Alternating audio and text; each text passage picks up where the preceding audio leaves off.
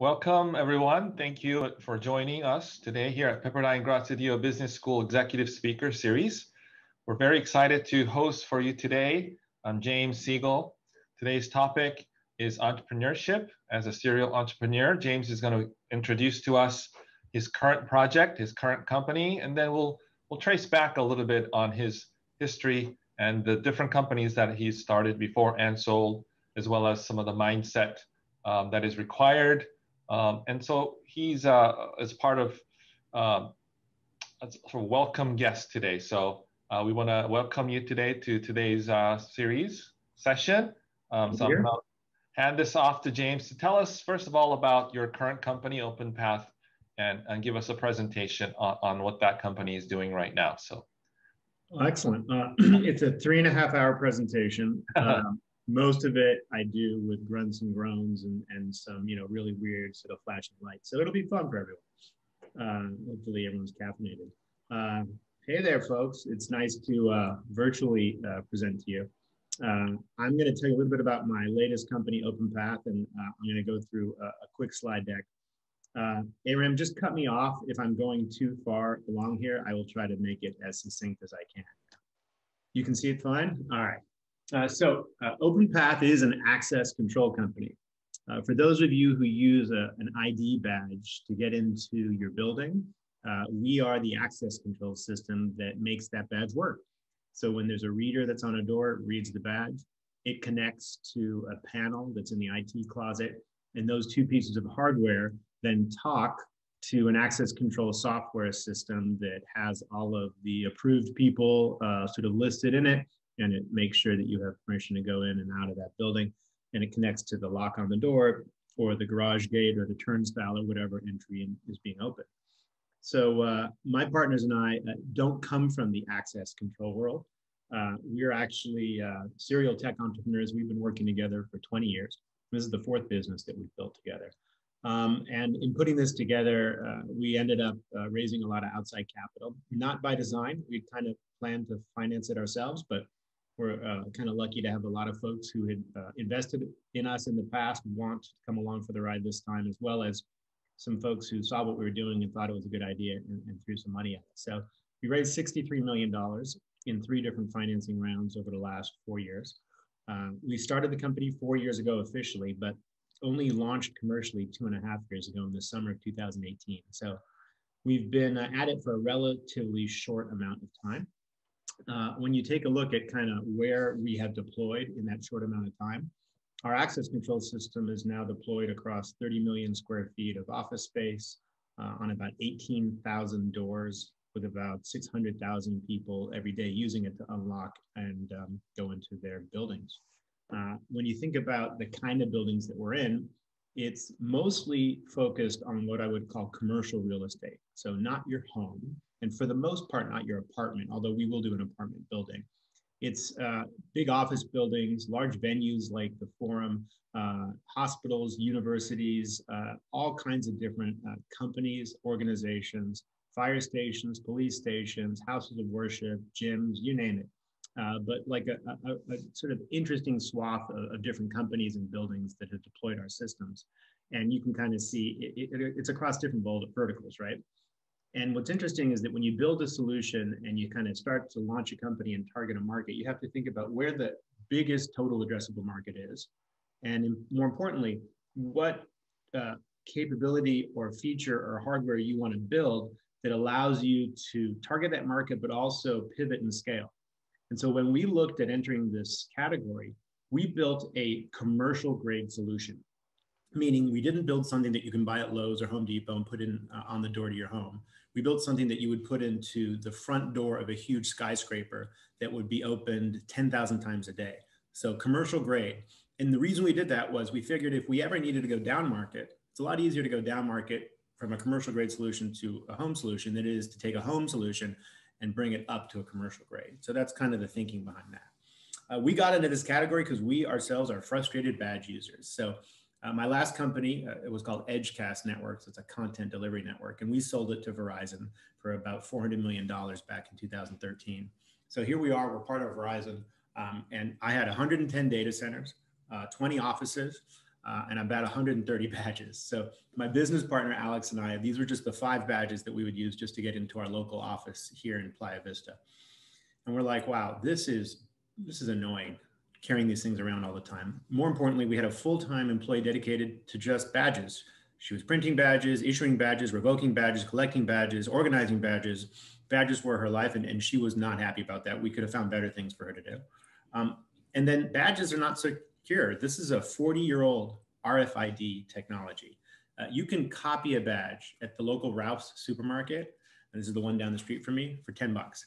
Just like you can go get a key copied anywhere, you can get a badge copied anywhere. And so we're like, okay, wait, this isn't very secure. Companies are, protecting all of their intellectual property and their premises and their physical, like with these old badges, something's wrong here. Why don't we use the mobile phone? We're carrying the phone anyway, everywhere we go. Why don't we just put the credential on the phone? And the software that runs these systems, why don't we move that to the cloud instead of hosting it like locally and running a server and doing all that silliness? So we looked at the industry, and what we were surprised to find is that there were a whole bunch of companies that already did mobile access control. Brands like HID, brands like Brevo, Keysi, a lot of brands you probably are not familiar with because no one has actually ever really branded access control very well. But none of these mobile apps worked very well. It took a long time to unlock a door when you're standing in front of the door, up to 10 seconds. It would work 3 out of 5 times, so the app wasn't reliable. It was hard to install the app, and when you did, it was difficult to move the app from one phone to another when you upgraded your phone or broke your phone. And so we sort of saw this disconnect, one between mobile and the ease that it could bring a user, the bad user experience here, and 2, the disconnect between the physical badge, which still needed to be present, and the mobile badge. Because there's a lot of places you go where you actually do need to show that you are a part of that organization, right? You walk into the CIA, you're gonna have to show your badge, right? You walk into Pepperdine's campus, you're gonna have to show your badge because people wanna know that you belong. And so what we wanted to do was not just get rid of the badge, we wanted to improve the badge and add a digital component to it. So the whole idea is that, hey, look, I can now take the design of my badge if I'm an organization and I can upload it into my mobile app so it looks the same. But with our mobile app, you can do things that are kind of cool. Like you can change things dynamically. So think about what we're dealing with today. I can put vaccination status into the mobile app, whereas I don't have to go print out 10,000 new badges for all of my students to show that this student was vaccinated, this student wasn't, or that this employee was or that employee wasn't. Or if I'm going to shift my team into different work groups, right? I can sort of say you're on the green team, the red team, or the blue team, and I can update the digital badge accordingly. And then people are parts of many organizations, right? And so you think about it, you belong to a school, you belong to a gym, you belong to all these different things. So the badge is customizable so that you can do lots of different things with it. And I'll do a couple more slides and I promise and I'll stop. But the whole goal here was make it so that it's easy to use the app, right? Different kind of users that use it, power users versus heavy users. Do like, app notifications so that you know when you're in front of the door. Do stuff like, easy communication with the mobile app. And we also had to patent some interesting technology around how the mobile phone communicates back with the access control system. And so what we saw here was this gap in the marketplace where people would depend on just one communication method. And so we have a long history of, intellectual property and building patents. Probably between my founding team and I, we probably have about 50 or 60 patents sort of between us all over the last 20 years. And so we looked at the communication method between the phone and the access control system and saw a really unique way to communicate using this sort of triple unlock method. And we got a patent issued on that, which has sort of helped protect us, I think, in terms of our differentiation in the marketplace. And that led to this, which is the thing I'll sort of finish with. This is our Wave to Unlock solution. The whole idea is that you walk up to the door, the phone is in your purse, the phone is in your pocket, you just wave your hand in front of the door and the door unlocks. You don't have to take the app out, you don't have to do anything. It's seamless, it's frictionless, it's touchless. And in a world where you don't want to touch the door handle, you can combine it with an automatic door opener. And now you've got basically completely germ-free, touchless ingress and egress into a building. And that's really cool. So you can see how in a COVID-19 aware world, we've adapted our technology to really accommodate for all the changes going on around us. There you go. Hopefully that wasn't too long. No, that was fantastic. Thank you for that introduction, James. It's super interesting and applicable to our current times.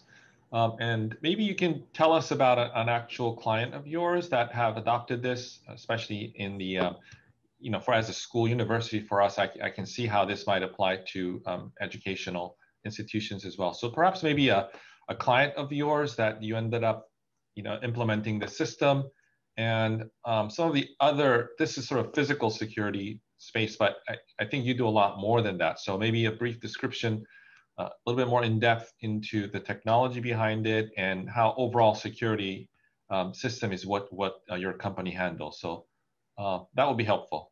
Sure. Address that.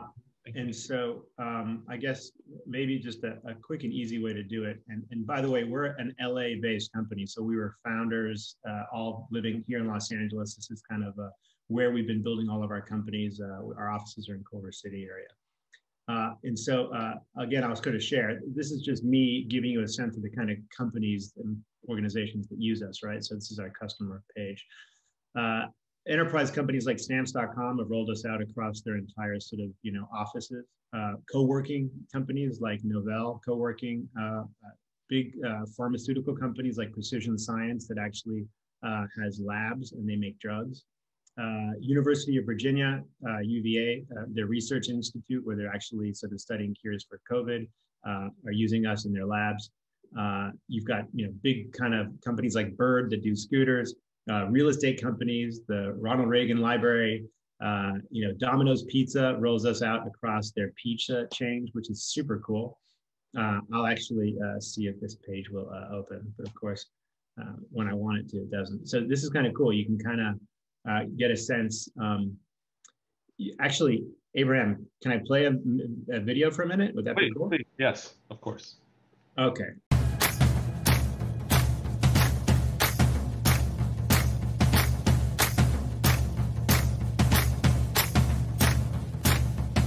Hi, my name is Rob Hoff. I'm with Domino's Pizza here in Dallas. I have 25 stores that I oversee. This Domino's is called a pizza theater, and all Domino's across the nation are going to this style where we open up the kitchen for kids to see us make pizzas. We're catering towards the younger generation. We have outlets with USB cables, TVs going. We got to get with the times, and OpenPath is definitely part of that. We installed OpenPath at this location about a month ago. Literally took the guy 2 hours, and then we were up and running. It's super fun and easy to use because it's on our phones. We always have our phones with the GPS. It's very new, it's very modern, and so it's just a different experience. When you have 2 or 3 pizza bags, it's just easier than having to get in your pocket for a key or have to knock on the door and wait for somebody to open when you have hot things or multiple things in your hands. You do not have to access the app when you're entering the store. You just have to have the phone in your pocket. That's night and day over the other system we've tried. When I got OpenPath, I became excited right away for the ease of use, the fact that it is a benefit operationally, and I get compliments from employees as opposed to complaints. With OpenPath, I can just go to my laptop, add people, subtract people. We have a pretty high turnover rate here in the restaurant industry, and to get people off that backdoor system quick and easily is very important to us. I can give people temporary access, no more walking around to the front of the building to get into the door, no more keypads, no more fumbling around with their phone to open up a door. So just a great door system. OpenPath is much easier. Employees like it a lot better. It's the best system that I've experienced out there.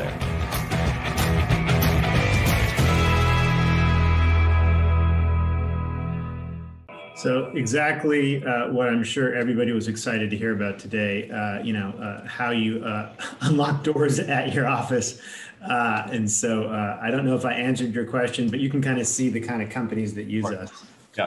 So in terms of customer service, I guess, in terms of maintenance and if there is any issues, you have a service team that addresses all of these needs technology-wise? Is it remotely serviced, or how does that work in terms of customer service afterwards, after deployment?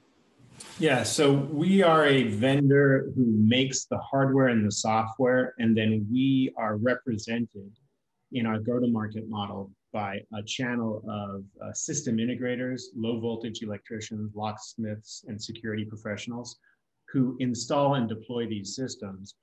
In order for our product to get installed, you actually need to be a low voltage electrician because there's wiring. And this is a life safety product. And so there are fire codes and municipal regulations associated with how our product is installed.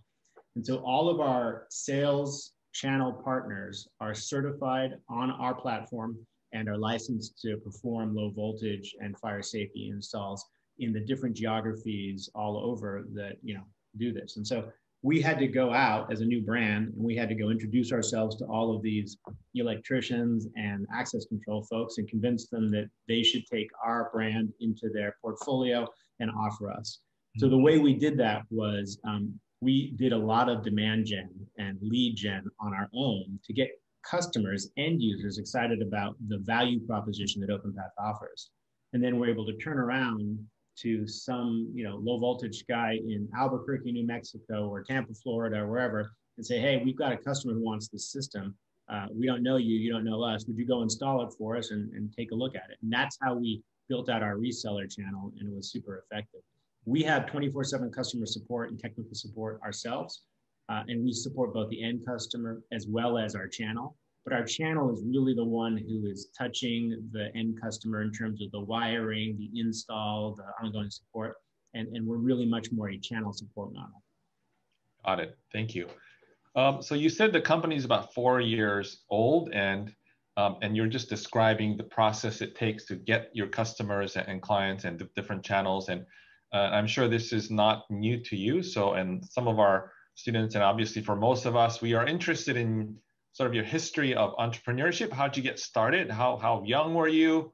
You seem young already. So how young were you? How'd you get started? And how did you succeed in growing? And some of the difficulties I'm sure that all startup businesses have in overcoming those challenges. So I think we would all love to hear about your past and your history. So. All right then. I'm a nice Jewish boy from the Valley. That's basically it. I grew up in Encino. My mom's a businesswoman, my dad's a doctor.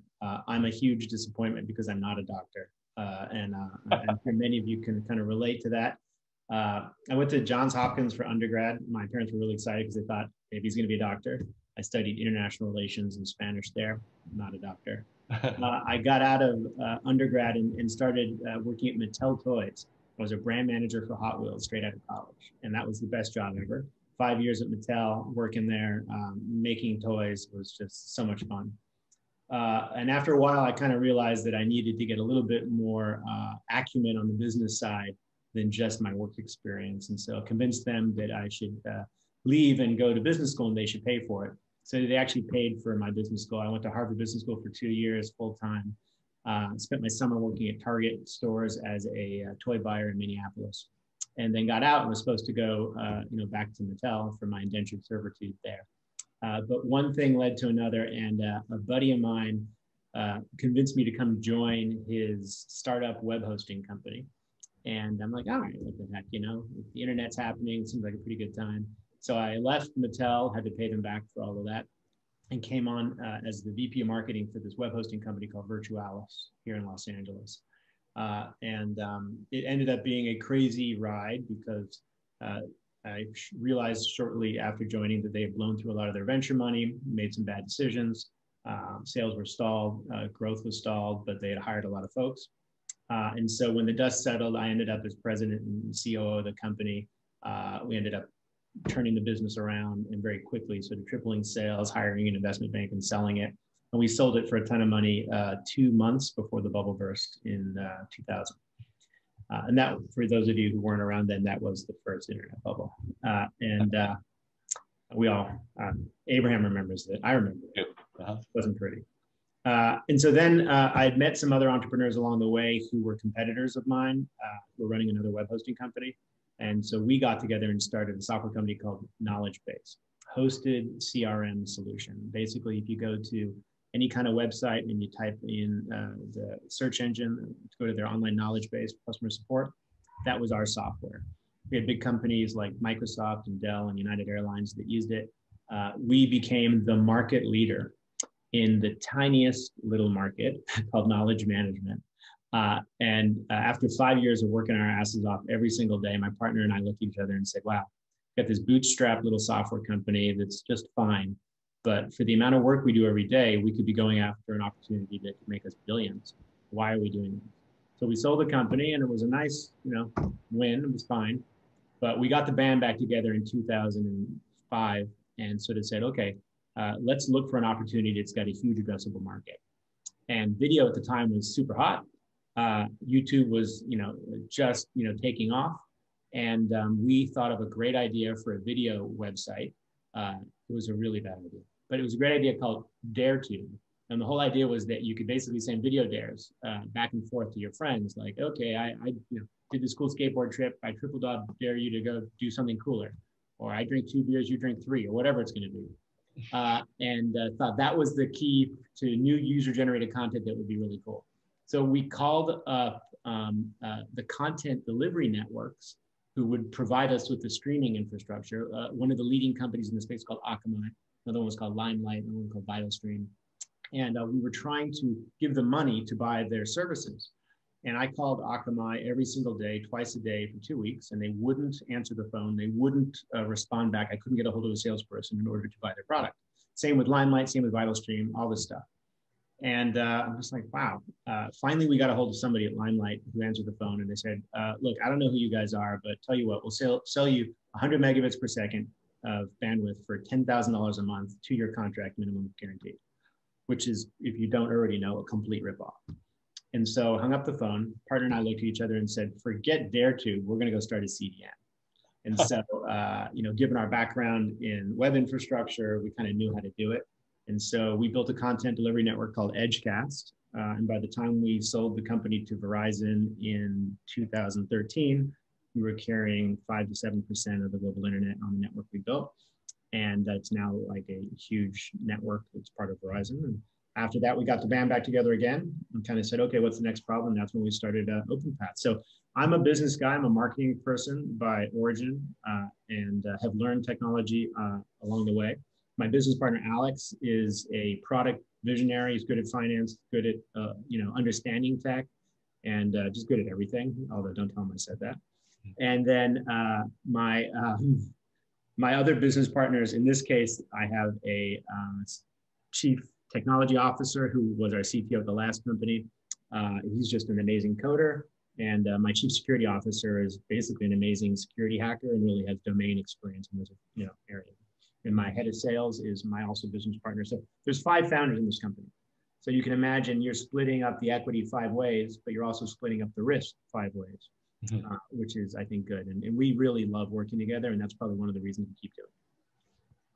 Oh, fantastic. Thank you for that. So a lot of our students obviously are interested in being an entrepreneur. So maybe you can tell us a few of the challenges that you've went through, as well as maybe misconceptions about being an entrepreneur and how to find a spot an opportunity, right? So those are, and actually building something and going through the difficult stages. So anywhere along those topics would be in everyone's mind. So feel free to share about anything that you would like to share with us along those lines. Yeah, there's a lot there. One thing people ask me all the time, okay, well, what are the sort of top 10 sort of things to think about if you're going to start a company, or what is the key to success, being an entrepreneur, all that stuff. And it's completely different for every person, right? So the path I took is not the path everyone else is going to take. The path I took was, I didn't want to go alone. I wanted partners. Some people are great individual entrepreneurs, right? Think of like, Elon Musk, or think of, Zuckerberg. Those folks do it alone. They have a great team. They have co-founders, but they're not really. I mean, it's their individual sort of, strength that's pushing them forward. In my case, having a team of folks that likes working together and that balance each other out. So I'm really good at sort of PR, strategy, culture, marketing. My business partner is really good at product, and he's a product visionary. He can do the finance and all the other business stuff really well. I got a technologist or 2 in my sort of back pocket who can pull in to sort of hand code and build the stuff themselves, who know how to do scalable tech. And we've sort of kept to our knitting, meaning we have been in the B2B software as a service space in every business and have stuck to that. We didn't venture out to consumer products or venture out to, things that were way outside of our wheelhouse, kind of stuck to the stuff that we know how to do. We know how to do online marketing. We know how to communicate business solutions to business buyers. And so we enjoy staying in that swim lane. But we have extended beyond different industries. So, whether it's, web hosting or customer support software or video streaming, or now physical security access systems with hardware and software, we've certainly mixed it up. And we've done that more to meet the needs of our own intellectual curiosity and to not just do the same thing every 10 years. And that's been the main driver there. Every time we get into a business, it's to solve a problem that we think is real. And the learned lessons are go after a huge addressable market, not a little market, unless you want to have a little business, because you'll work just as hard on a business that can attack a huge market as you will on a business that can attack a small market. The second thing is, take the pattern recognition that you've built and use it to pivot quickly. And so, we've been able to change our ideas in the early stages pretty quickly to respond to the data and the input that we're getting in. And what we do is a lot of testing. So prior to starting OpenPath, we had a holding company called OpenPath. We just didn't know it was going to be an access control company. We actually were looking at a bunch of different ideas. We looked at drones and security system that can basically take down a drone, like a drone shield kind of service. We looked at web-based firewalls because it seemed like a good option to move sort of the typical kind of hardware clunky firewall that's sitting in your data center and move it into the cloud. And both of those were great ideas and big market opportunities, and they met a lot of the things that we were looking for, but neither of them sort of cut the mustard in terms of one of them was like the drone idea. We said no to that because you needed to be a government contractor to succeed in that category. And here you had a bunch of guys who were not minorities. We were not veterans. We had no history selling into the government. Like, we had no competitive advantage that could get us into contracts or help award us into contracts. And we're like, okay, well, we're not best suited to compete in the government space with any unique competitive advantage. And that's, not something we wanted to do. We went into the firewall business and sort of were ready to go with the product and showed up at a trade show just before we were about to launch and looked at the competitive landscape and said, holy cow, it used to be 20 people that were doing this. We just showed up at this trade show, there's 100 people that are doing this, and some pretty big brands and some pretty significant, competitors. No, we're out. We just wiped our hands of it and backed away. And then we pivoted to OpenPath. So I think being able to kind of change swim lanes quickly if you see that this is a little too difficult for one reason or another is probably the best pattern recognition example I can give you that we've kind of learned over the last couple of years. Does that? Wow. Yeah, so I think I'm going to try to address a couple of the questions that might have come here. But I'll just save that until later. But maybe in terms of financing your start, it looks like it's been all kind of different. But how have you been doing that? I think for most companies, they have a great idea, maybe have a couple of key people in there, but it's usually, I think this case, I think you said OpenPath raised $63 million. So maybe a little advice or comment on fundraising and convincing your potential investors. What that process might look like for others. Yeah, so look, fundraising sucks. Everything about it is just an awful process. It is distracting, and you don't focus on your business and the things you need to do to execute on your plan. You're constantly just dealing with capital sources and dealing with money and finding the money. OpenPath was a unique experience for my partners and I, just because we've had a lot of success over the last 20 years. And so when we decided to do this company, we could self-fund it. And so the initial capital was just us. So if you look at our funding history, 7 million went into our first seed round. 4 of it was ours. And we weren't even planning to raise 7, but a lot of friends and family who had invested with us in the past kind of said, hey, we want in. And then a couple of VCs who had invested with us in the past said, just let us get a little in the seed round. And so we ended up at 7 million. And then we launched the company in the summer of 2018, came out of stealth mode. And like the week we launched, we had 5 preemptive term sheets on our desk from both insiders and other VCs that have been following us. And they were all for like massive amount of money. And so we took a $20 million round right then. And so that took us to 27 million. And that was led by Emergence Capital, which they back Zoom. They're a pretty well-known B2B venture firm. And then we thought, okay, we've got more than enough money. We're good, heads down. And then towards the end of 2019, we had a bunch of strategic folks who were doing business with us, either real estate portfolios that were deploying us across their buildings, technology partners like Okta or Legion who were integrated with us and seeing a lot of shared customers who said, hey, we see momentum here. We want to invest and help you grow your business. And then a preemptive term sheet from a big venture firm called Greycroft. And so we ended up doing a round at the beginning of kind of COVID for the $36 million. And unlike any of the other companies we've ever been in, we didn't have to go hat in hand to Sand Hill Road and walk up and down talking to the venture firms and pitching our deck. This all kind of came to us. It never happens that way. That's a very rare and unique situation, and we feel very blessed. Every other time it was, you go in and you talk to 50 investors and, half of them are on their iPhones and looking at email and not paying attention. We'll ask a question of you after you've just said the exact information they were looking for because they just weren't listening, and have no domain experience or conviction in your category.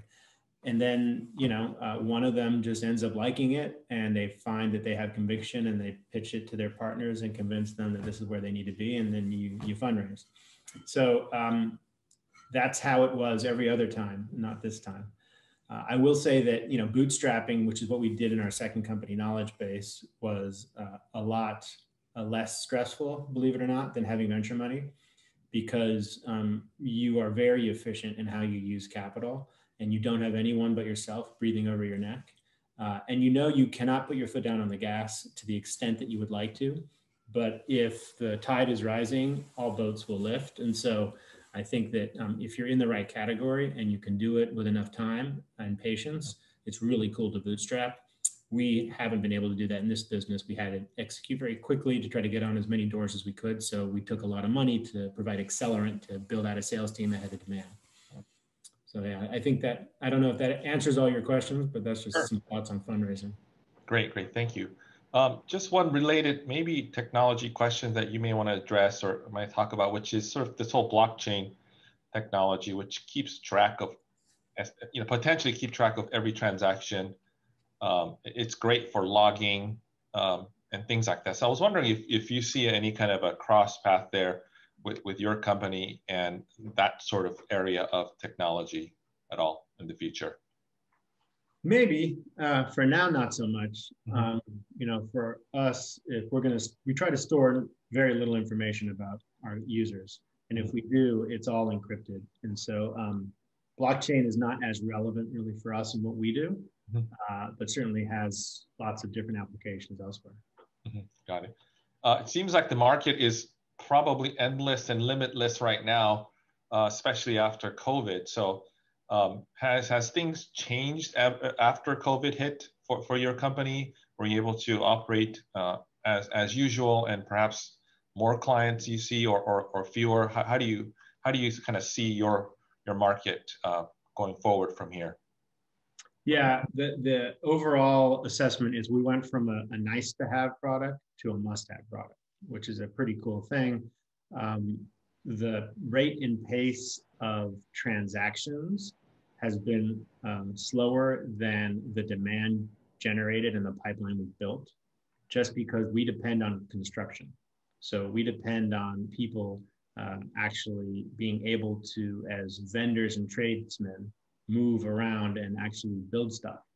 And that slows down from time to time because of the various lockdowns that are happening across different geographies where we sell our products. So those would be the only elements that kind of contributed to any slowness.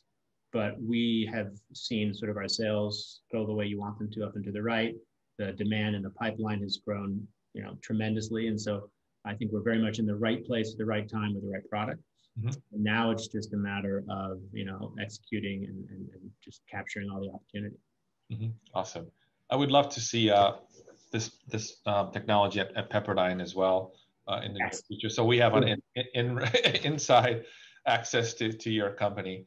I'm going to ask the students now if you have any questions to upload your questions now so we can go through them for the next. We have about 10 to 15 minutes to answer some questions. One question is, do you angel invest in other companies as well, or are you sort of full-time doing this? So that's one of the student questions. So if you have answer, that'd be great.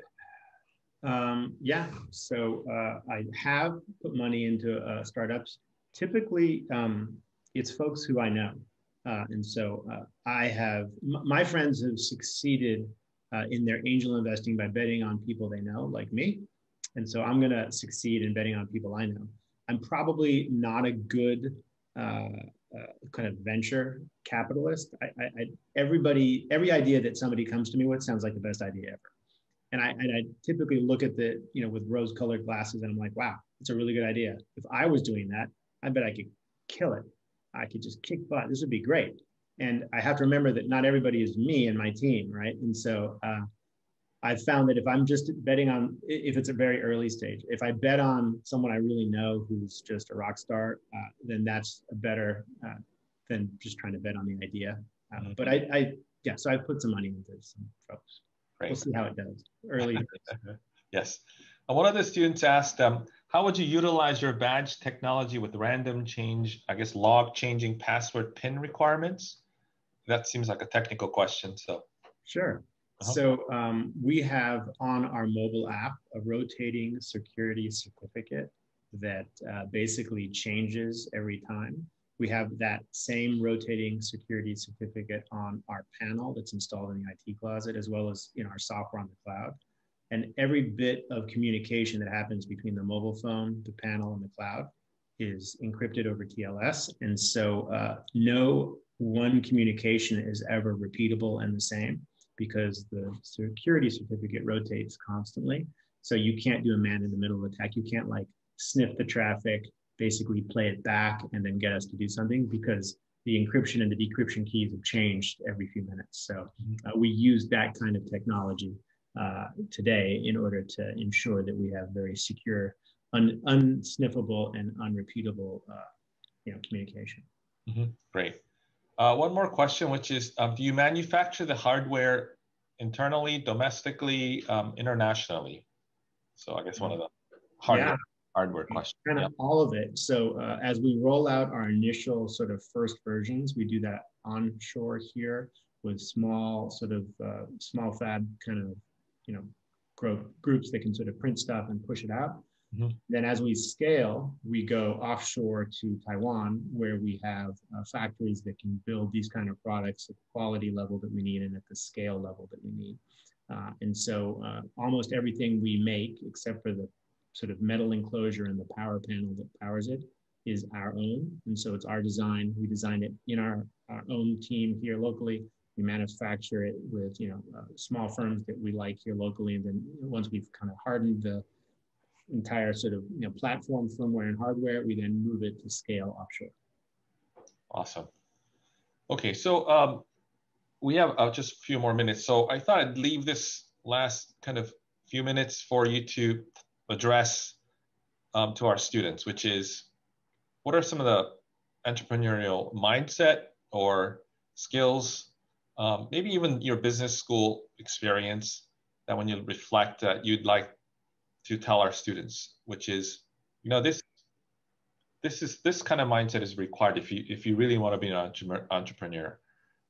And what can you take away from a business school experience that helped you with your entrepreneurial path? So it's more reflective, but I'm sure this is what all of our students are thinking. So yeah, well, I tell you this much: when I went to business school, I did not plan on being an entrepreneur. I was planning on being the CEO of Mattel. That was what I wanted. They sent me there. I mean, you could literally, cut me and I would bleed Mattel. Like, everything was just toys, toys, toys, toys. I was obsessed with it. And you can ask anybody who was in business school with me how annoying I was, because every question I would answer in school was about, well, at Mattel we did this, and Hot Wheels we did this, and everyone's like, oh, shut up, James. So The fact that I ended up getting out of business school and jumping over to tech was not what I expected. But I was very frustrated with the fact that I would have had to climb that corporate ladder for 19 years and have the best luck possible, where everybody up ahead of me would have had to sort of move aside and to make it to the CEO slot. And there was so much that was not in my control that would get me to that position where I could run and really run the business the way I wanted to. And so by jumping over to the internet and to a startup, I was able to take a leadership role and have a seat at the table and be strategic and do the things that I found very professionally rewarding. And with that, of course, comes risk. But the reward of going to work every day and being in control of my destiny was more valuable to me than getting a great paycheck working at a big company where you have some perceived stability and security. Maybe you do, maybe you don't. Layoffs happen, crazy things happen all the time. So for me, the secret to my success as an entrepreneur was the total desire to just be in control and to run my own show and to not have somebody sitting above me telling me what to do, but to prioritize my time. And so like my kids, I have 4 boys ranging from 13 to 9, and they're in school in the thick of it, and they have lots of homework all the time. And it sucks. I remember what it was like to have homework and to have that burden of always knowing you had to do something. And it was not something you thought you really needed to do. It was something that some teacher assigned you that they thought that you needed to do. Well, I'm in the world now where I have stuff that's burdening me, that's on my shoulder that I have to do all the time. But it's stuff that I know I need to do and I want to do because every next hour I spend working on it makes me more money or propels my business forward or satisfies my need to, push things in the right direction. And that is immensely empowering in terms of just how you want to live your life and enjoy the ride. And so that to me is like the core of why I'm an entrepreneur. Fantastic. Fantastic. Thank you so much for answering those questions for us. I guess one last question would be, are your parents proud of you now? That they don't regret that you didn't become a doctor, or how does that work? I married a doctor. Now when my mom and dad introduce me, they're like, this is my son, James, and this is his wife, Donna. She's a doctor. And so that basically was the saving grace. Fantastic. All right. Thank you so much for taking your lunchtime away out of your busy schedule to be with us. I'm very positive that so many of our students will be very interested in your company. I also oversee our real estate program, and we have a lot of real estate industry people come through our program, and I'm sure they'll be very interested in adopting your technology as well. And one of our students also talked about DoD having there's entry point there as well that you might be interested in knowing as well. So I think there's a lot of desire amongst all of us that your company do well. It really does serve a need for so many different industries. So we really look forward to your success, your company's success, and you coming back to us and also seeing your technology everywhere we go. So well, thank you. And it's worth noting that we are hiring and we will continue to grow, and we're here local in Los Angeles. So openpath.com, please go to our careers page. Mm-hmm. We're always looking for bright and ambitious folks who want to make a difference and join the team. So great. Thank you so much, James. Thank you, all of our students and everyone else who joined in this session. We bless you and help you have a wonderful day today. So thanks, James. Talk to you soon.